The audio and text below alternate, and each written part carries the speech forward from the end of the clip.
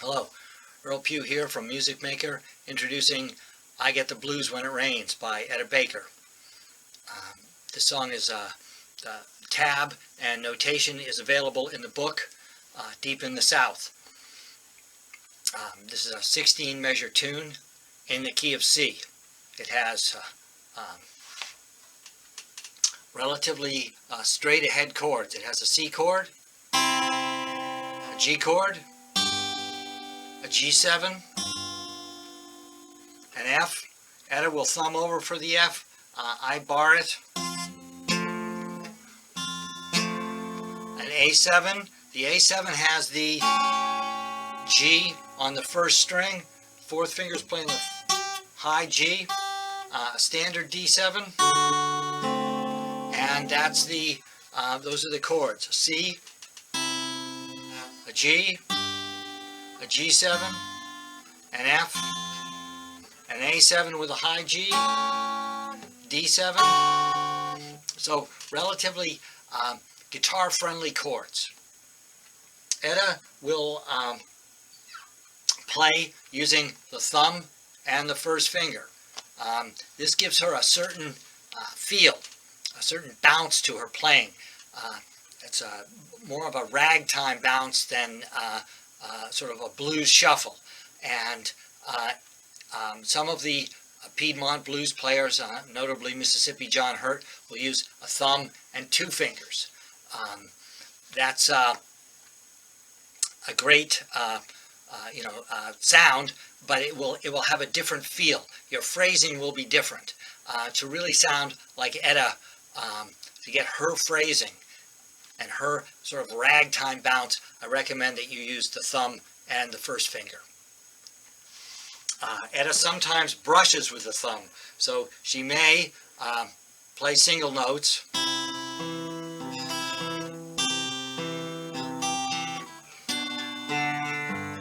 But she may brush with the thumb and get a few strings. She particularly is likely to brush on beats 2 and 4. This will give you a little bit of an accent on the off beats or on the weaker beats.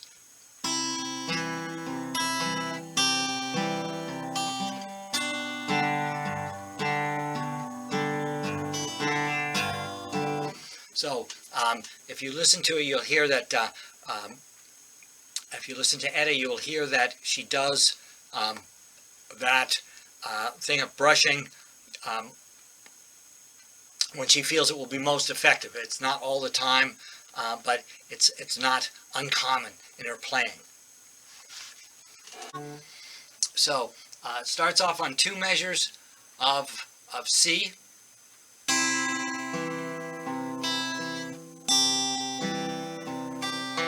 And goes to the G. But on this G, she's going to use the D melody note, but the bass note is the more important part here, or the more interesting part. You've got a B to D and then a G to D alternation.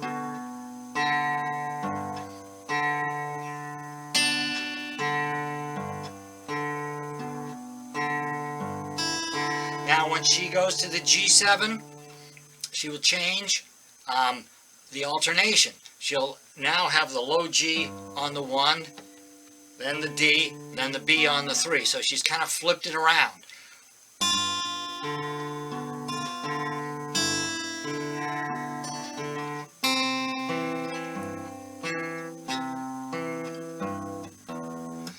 Then she goes back from the G7, she goes back to the C, and the bass gets more interesting. Just one melody note. Hit that C, hold it down, let it ring.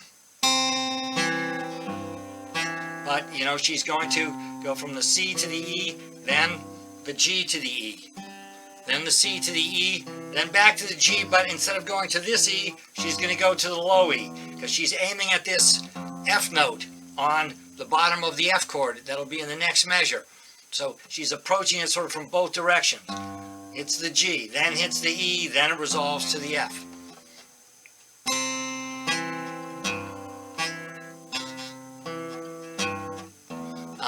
Then we got the F.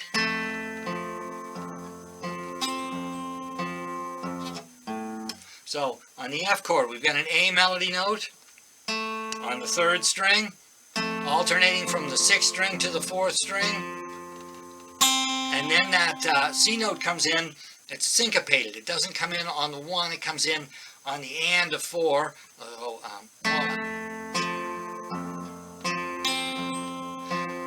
But now she goes from the F to the A, which is leading us back into the C chord.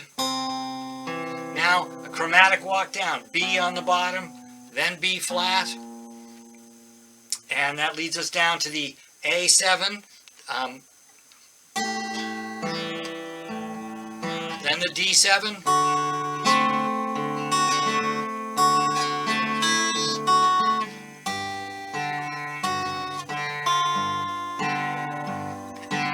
and the D7.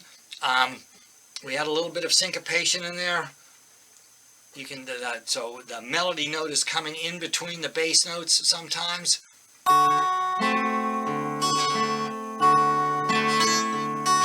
Only 2 melody notes, the F sharp and the open E.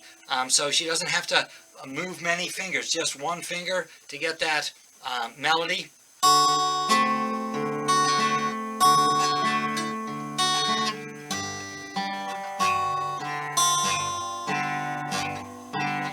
Then she gets to the G. She's got a G on the 1st string. She's got a G on the 6th string. And then she plays a G flat on the 1st string on beat 3, and then resolves to the F natural of the G7 on the and of 4. So she gets a little syncopation into that resolution.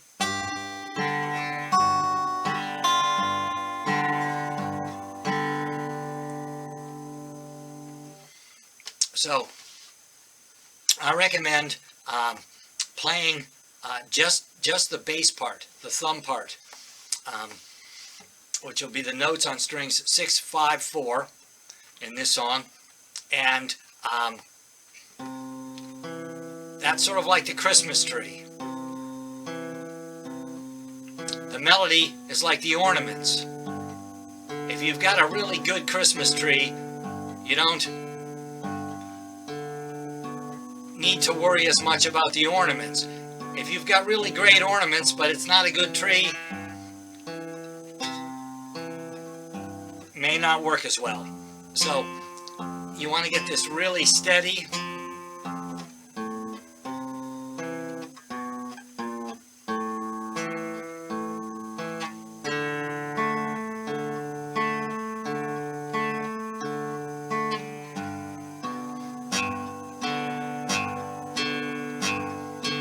And if you look at the tab in the book, Deep in the South, you can see that sometimes she's brushing with the thumb. She does that quite a bit, particularly on beats 2 and 4. So I left it out there, but on that A7 and then the D7 and that last G to G7, you can hear that she's by strumming on the 2 and the 4, she's accenting the 2 and the 4 a little bit, giving it a more interesting sound than if it's always just one note. So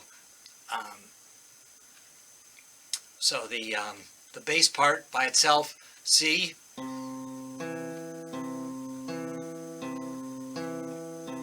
Then that first G, where we're going from the B, then the G, but we're G7, but we're on the G. Now we got the C. Move the 3rd finger. That walk down to get to the F. Open A to get back to C. Chromatic walk down to A, D, G,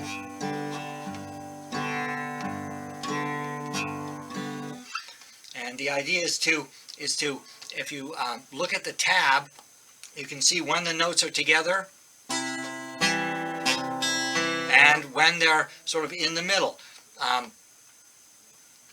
And exactly where you put it in the middle is a stylistic thing and a very personal thing. So I recommend that that you listen to this song by Etta, so you can get exactly where she thinks that that note in between the two bass notes, the note on the and, lives.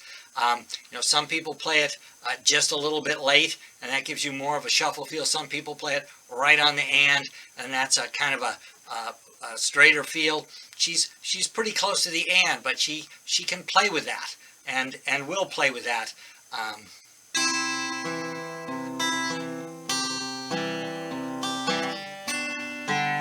So I'm brushing with the thumb on the 2 and the 4.